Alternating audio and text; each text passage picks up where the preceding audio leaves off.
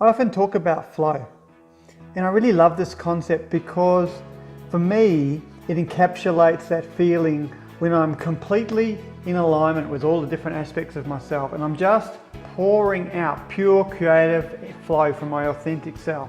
And in those moments, the joy and the purity of it are hard to explain. Unfortunately, that's not my normal experience, and I think most of us will be like that. So today I want to answer the question, why can't I feel good about my decisions? So hope you join me.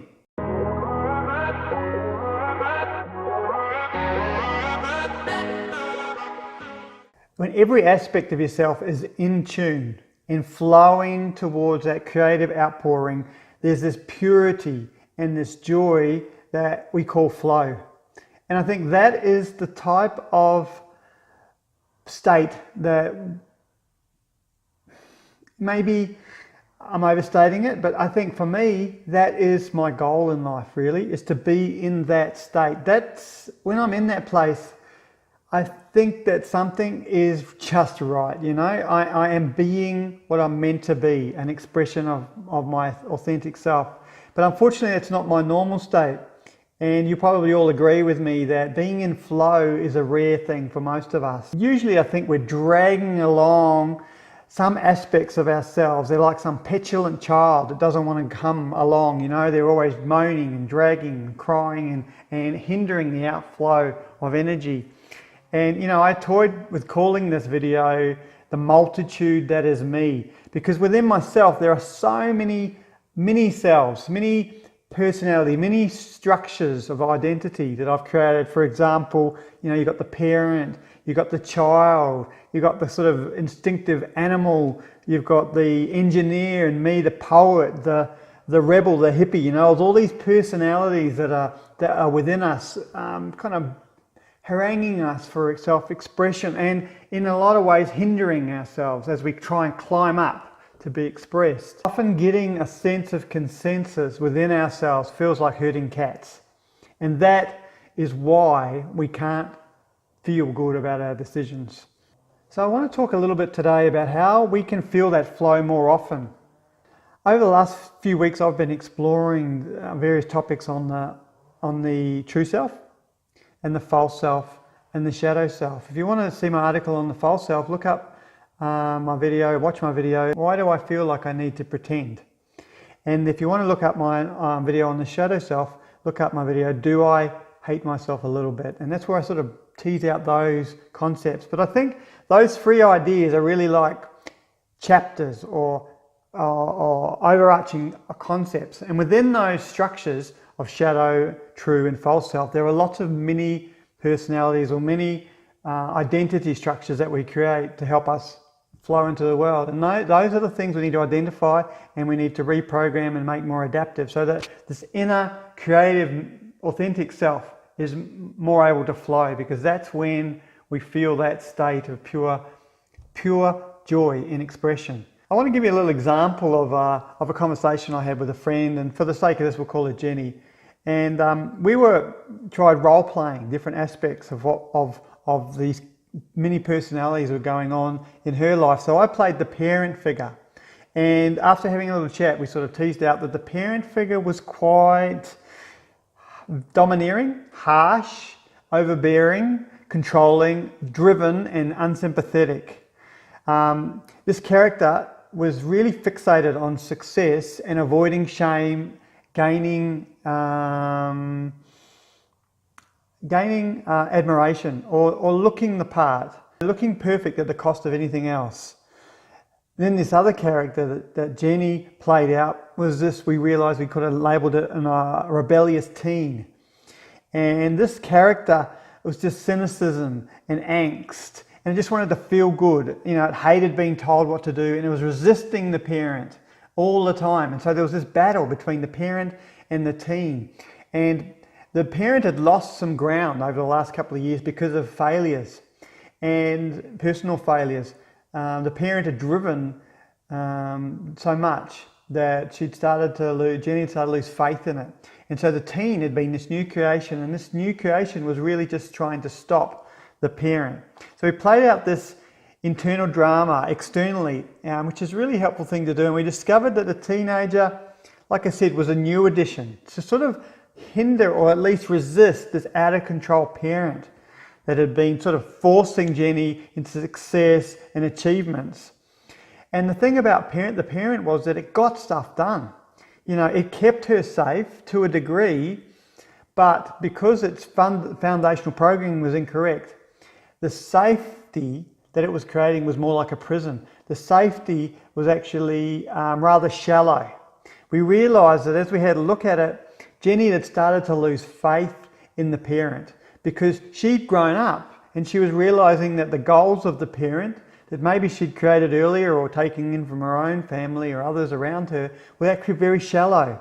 They were actually very goals orientated about superficial things like looking good or achieving worldly success, I guess. And she could no longer believe in those things anymore. And so that was causing an issue with her. And so she created this rebellious teenager, in a sense, to hinder this kind of damaging effect of the parent. Unfortunately, though, this rebellious teen, although it was helping to resist the parent, had nothing positive in itself. It was just negative. It wasn't creative. And so it just hindered progress.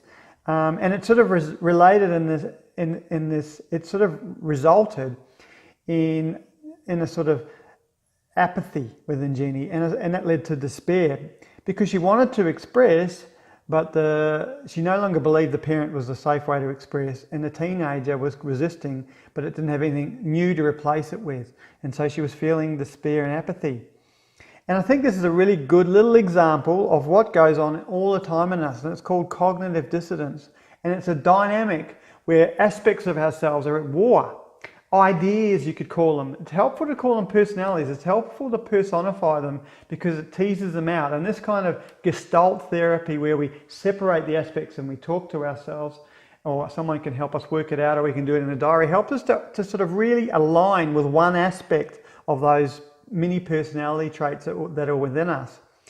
Now, if you have this cognitive dissonance, it's going to create a lot of drain of energy because a lot of the time you're subconsciously at war, and so this internal creative flow isn't able to express itself. Basically, cognitive dissonance is hurting us. It feels painful to be at war within ourselves, and the worst thing is that it hinders that authentic flow of ourself. So how do you integrate these fragments? Well, it's not a quick fix. It takes time, but if we continue with Jenny's journey, I think that'll help sort of just give an example of one way that you can do it. As we were doing this drama, we had the teen, she was a teen, I was a parent, and we were sort of discussing our viewpoints. And I asked Jenny, is there another self? And she instantly recognized that there was. And I said, well, what's this self want? And she said, this self wants to dive into life. It wants to purely express. And I said, why? Why does it want to do it? Because we'd realized that the parent self wanted to do, and it wanted to express so that it would be admired, so that it would be kept safe, so that it would avoid shame. So I said, well, what's this new self that we're talking about? What's the motive? And she said, just because that's who I am. And you know, we just gave that the label of the true self. Now, that true self is this creative, we identified as this creative outflow of pure joy in expressing who she was. And so this true self, we sort of teased it out and sort of started thinking more about it. And we realized that it expressed itself. And then there was energy released to manifest this true, authentic desire. And then the parent self would go, great, here's some energy. All right, let's get on board with this and let's turn it. And it subverted that energy into a false agenda. An agenda of, instead of just pure self-expression, an agenda of how can we use this energy to make ourselves safer, to make ourselves more beautiful and appealing to the world. And then the teen self went, nah, we're not doing that anymore. I'm sick of doing that. It doesn't work. I can't be bothered. Let's not do anything. And so there was this constant self-sabotaging going on because of these warring personalities. So it's really helpful. I'll do the little dialogue of what actually went in. So the true self, this is the actual example. The true self said, let's go and kayak. Let's go to the lake and kayak, and then let's go op shopping. That was it, simple. Let's do those things, all right? Then the parent self gets on board and goes, okay, all right, but you've got to pack properly, got to get that right. You've got to go and have a shower, wash your hair, make sure the kids are right. They've got to look good, otherwise it's going to be embarrassing for us. Before you do that, you've got to get the house right. Maybe we should visit our parents while we're out there. Blah, blah, blah, blah, blah. The teenage self goes, F that, I'm not doing it. I just want to lay here, I just want to relax, I just want to experience pleasure and food and fun. I'm not doing anything today. And so this outflow is stopped. She's frustrated. She's sitting there going, what am I going to do today? She knew what she should do that day. It was just an authentic flow of what she should do came out. Her true self knew what the day should be like, but she was being hindered because of these identity structures that she'd created to keep herself safe, and then another one to keep herself safe from that one. It's this complex structure. This is just one little example of how we can get into a mess, you know what I mean? So this internal battle that's going on all the time is usually subconscious, you're not even aware of it. So bringing out the dialogue by doing this kind of gestalt therapy where we're separating out these little identity structures and letting them express themselves fully, you can realize a couple of things. First of all, you realize that they're killing joy and peace. She actually realized when she saw these two, she hated the parent and she hated the teen. She hated them because she knew that they were hurting her. She just wanted to express herself, and the identity structures that she created were stopping her. The good news was she realized that because she'd created those personality traits, she could change them, and that she needed to change them so that the parent was better. Now, the parent doesn't need to be destroyed. The parent needs to be brought to its true self, to its fuller self, to its more developed self. The parent was good at bringing structure for this energy flow, and she needed that. She needed the structure, she needed the boundaries, she needed the rules so that you could bring something. They're like the conduit, but the conduit was so small because the parent was so fussy about everything. She needed to open up that conduit. She needed to adjust the parent's constitution, you know, the rules behind the rules, so that she could actually, the parent could actually get on board and allow the manifestation of her authentic self. And she needed to bring this teen self and adjust it. So it was good because it was a critical voice. It was challenging some of her thinking, but it needed to do it in a way that wasn't so destructive. It needed to do it in a way that was positive, was a positive critical voice, prophetic voice within her. And so what happened was, if you wanted to know, we identified those things. She realised that what was going on, went and had a kayak, had a beautiful day. And so got back and thought that was the right thing to do. And the more that you do that, I think the more you're going to trust that inner flow of creativity.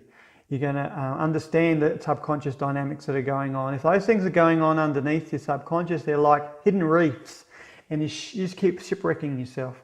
You set out every morning and just crash on something because you're totally unaware of it. So bringing those things into the awareness is the first step. Understand the different personality traits that are going on. Name them, allow them a voice. Now, one way you can do it is journaling them out. You can do it with a trusted friend or a counsellor and work out the inner dynamics. Once you do that, you can start to reintegrate them into a more wholesome, whole self that allows the expression of who you are. You know, understanding needs to be brought to these structures. You need to adjust the way that the parents are dealing with things, or their different structures are dealing with things. So using truth to change the assumption. So one of the truths that we came up with was that perfection is less important than self-expression. The basic idea that if I become a perfectionist, I'll get nothing done. Nothing will be expressed if I keep on aiming for some unrealistic expectations. Secondly, I created the parent, I can change it to be more functional. So get some truth into there so that you can adjust the programming underneath the different personalities. And then you'll be more at peace with yourself. You'll be more in the flow. You'll be more happy with your decisions because you trust them more. You understand the motivations under them.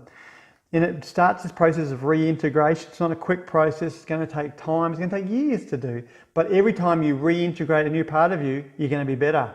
You're going to have more flow. You're going to have more peace. And in short, you're going to be friends with yourself. I hope that's helped today. If you enjoyed this video, please check out my other ones. Like and subscribe, share with others. You know, if you know someone who needs to hear any of this stuff, share it with them. Could make their day, could change their life. Go onto my website, upgrademe.life, and check out my other articles.